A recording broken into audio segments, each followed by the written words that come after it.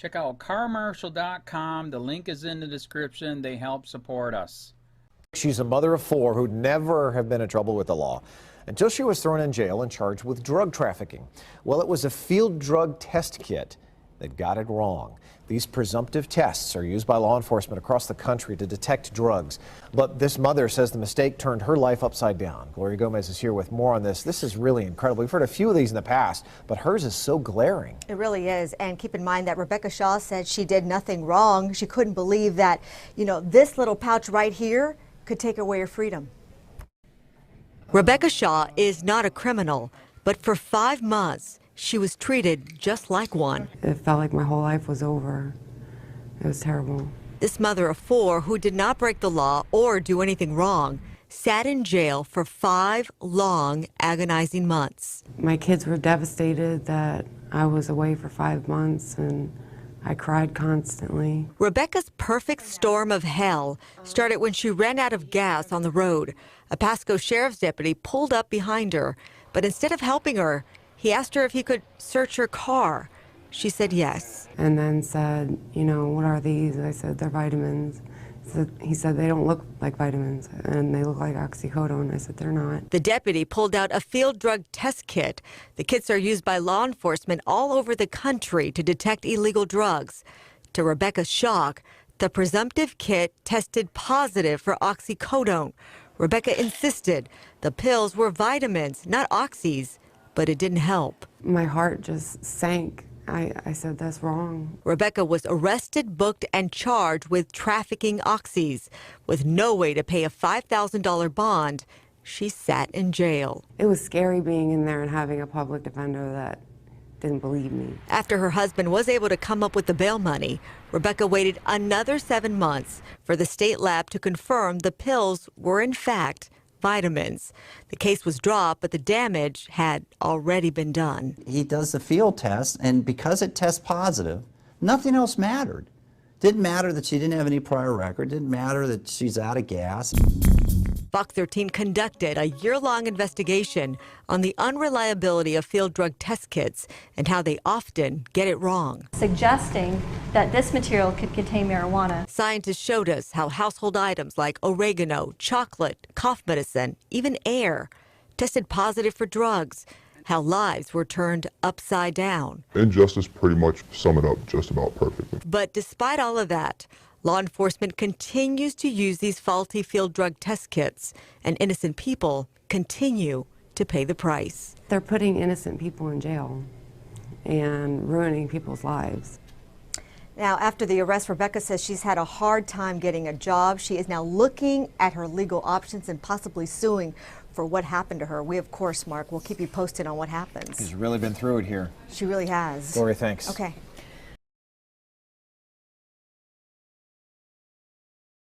Innocent mom jailed for 5 months as cops mistake vitamins for opioids. Had this innocent mother been wrongly accused of the same crime of trafficking opioids today, she could have very well been executed according to the administration's new policy. By John Vibes, March 24, 2018.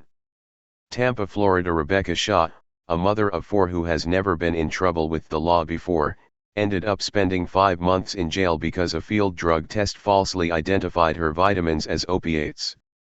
One night, Rebecca's car ran out of gas and she was stranded on the side of the road.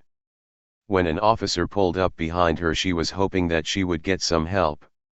However, instead, he asked to search her car. Not thinking that she was doing anything wrong, Rebecca allowed him to search her car, and when he did, he found vitamins and accused her of having oxycodone. He said, "They don't look like vitamins. They look like oxycodone," Rebecca told Fox 13. The officer immediately ran a field drug test on the pills that he found and got a positive reading for opiates. Rebecca became one of many women and men to suffer horrific fates at the hands of negligent cops and their continued use of faulty field drug test kits.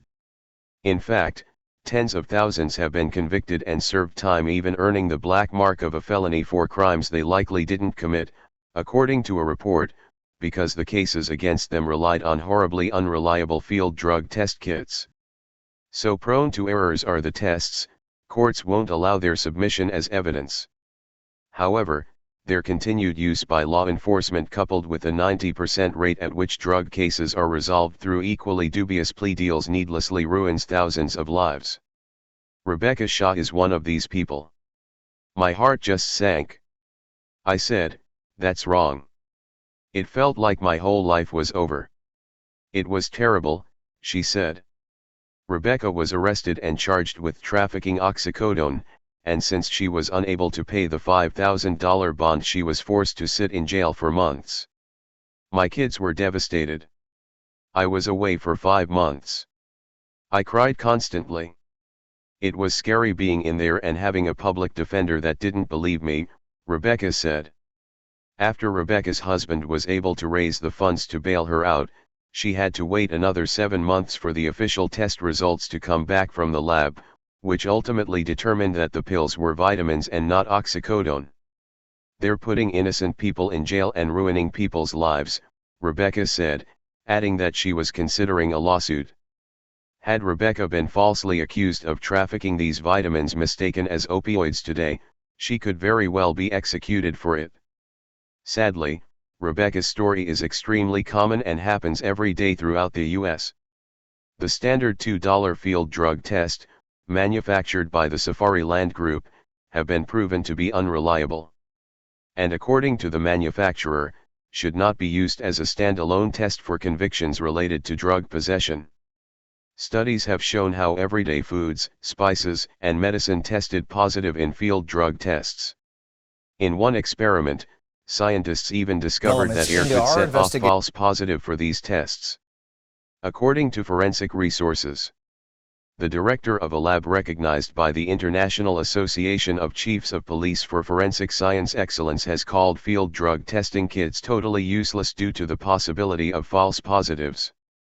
In laboratory experiments, at least 2 brands of field testing kits have been shown to produce false positives in tests of Mucinex, chocolate, aspirin, chocolate, and oregano. Dr. Frederick Whitehurst, a PhD chemist and former FBI lab supervisor, has also voiced objections, saying that he has no confidence at all in those test kits. According to the National Litigation and Public Policy Organization, the Innocence Project, at any given time there are an estimated 40,000 to 100,000 innocent people currently locked in a cage in U.S. prisons. Over the years, the Free Thought Project has reported on countless stories of odd things creating false positives in field drug tests.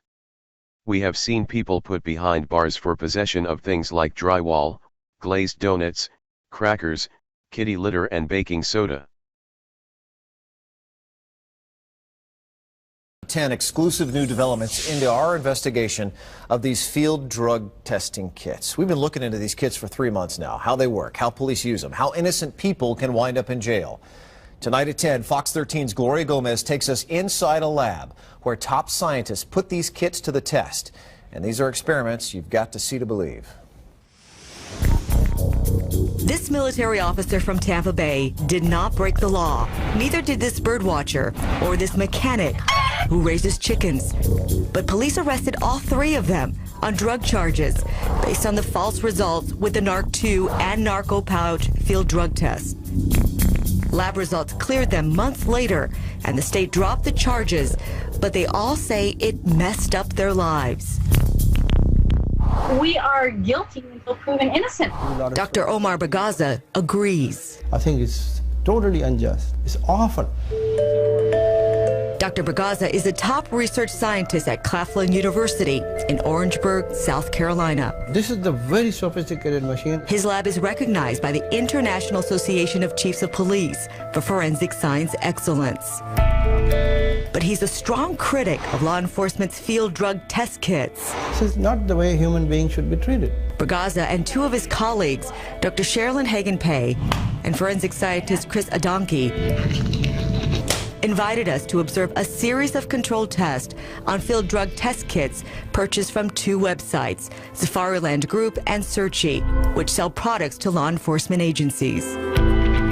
But it doesn't matter who the manufacturer is. All 3 believe all field drug test kits are unreliable. The chemistry, the chemicals in the tests are the same regardless of who makes them.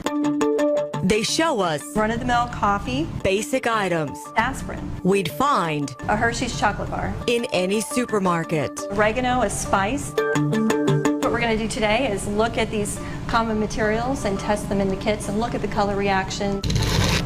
They start with something you may have in your medicine cabinet. Mucinex. Watch as he breaks the first ampule and mixes the colors. You see the color reaction occur almost immediately. Dr. Hagen-Pay says the over-the-counter cough medicine in the NARC-2 kit tests positive for Heroin and morphine in the sample. That's just the start. I'm sure we've all had one, a Hershey bar. After collecting some shavings, Going to introduce a few small pieces of chocolate into the test kit. the color changes in both the NARC-2 and NIC kits. You'll see this pinkish purplish color develop, It takes just seconds. suggesting that this material may contain marijuana. Someone could be arrested based on this color change. From chocolate to soapy water from this natural bar of soap. Now we're adding that to the pouch. Dr. Hagen-Pay says the narco pouch tested positive for the date rape drug GHB. Punk rocker Don Bowles was arrested on drug charges in 2007 on the results of a field drug test called the Narco Pouch 928, which tested positive for GHB. The official state lab in California later confirmed it was soap, not dope. Coffee. Watch what happens to coffee in a NARC-2 test pouch. We're seeing what is shown here on the pouch, that a pink color, suggesting that this material could contain marijuana. But again, it's coffee. So how did the NARC-2 do with aspirin? Another false positive. And now a spice most of us have in our kitchen, oregano. The color change in the narco pouch test kit raises a red flag. We know that this is a false positive because this is oregano.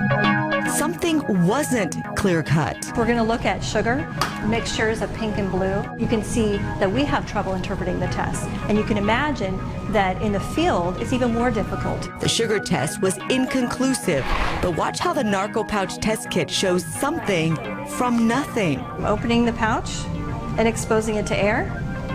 You heard right, nothing but air. Again, watch what happens. This could be interpreted as a potential positive for marijuana, when in fact it's just air. This shows us right here how unreliable these tests are. Now, one last test. In this case, we're not going to open the pouch at all. Maybe the most compelling. They're both clear. There's no color in there presently. The narco pouch test kit was never opened. There's nothing in it, yet. Indicating that a material is marijuana when in fact it's not. There's no substance in there at all, and yet it turned orange. Most of the time, they are just false positive. I think they're totally useless.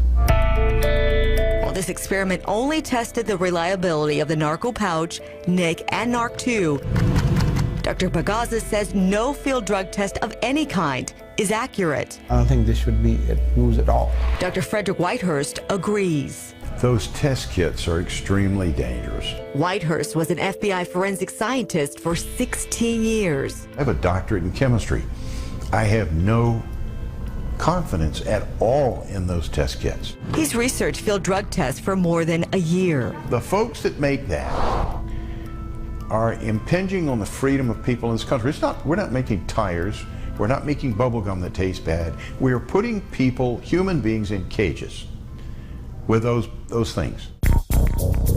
This military officer knows all too well what can happen. But it puts a shadow over people who are wondering, maybe this person has done this. He waited nearly 5 months for the state crime lab to clear his name. Injustice pretty much sum it up just about perfectly.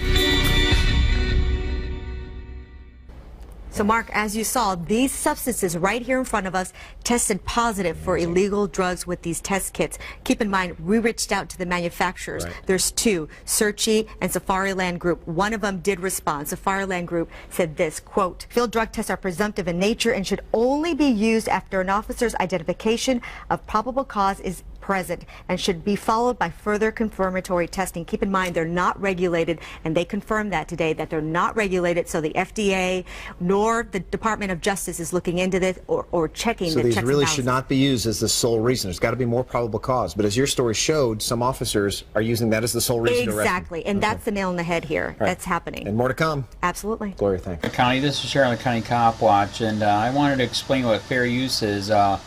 You can use pieces of news articles if you're doing it for news reporting, you have commentary, and you're doing it for education purposes. So that's what fair use is, as you can see right here.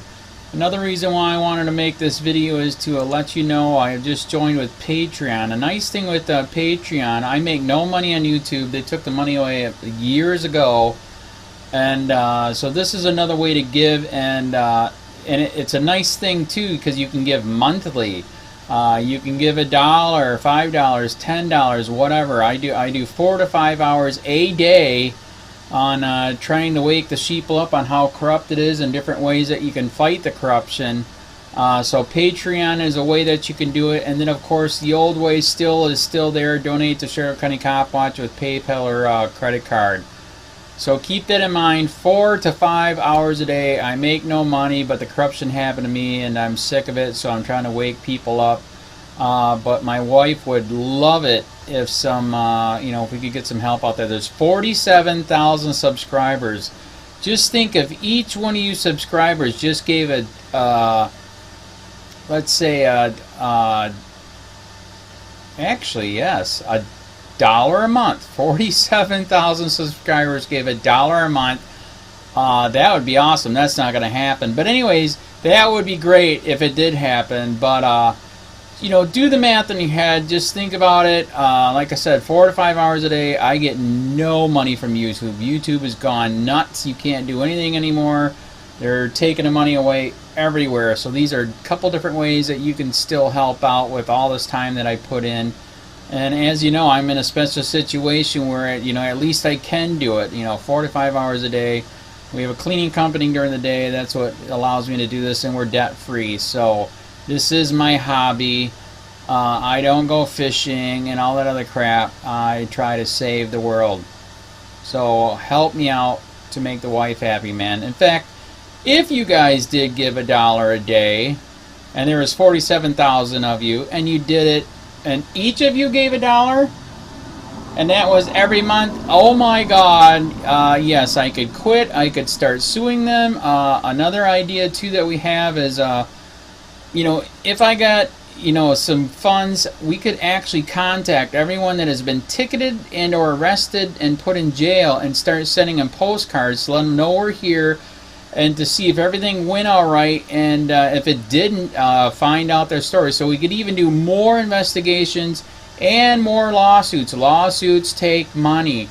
So just think about that. 47,000 of you so far right now. $1 a day. $1 a month on Patreon, or $5 a month Patreon, 10, 20, whatever. Just do the math in your head. Help out. This is a lot of work every single day. Thanks.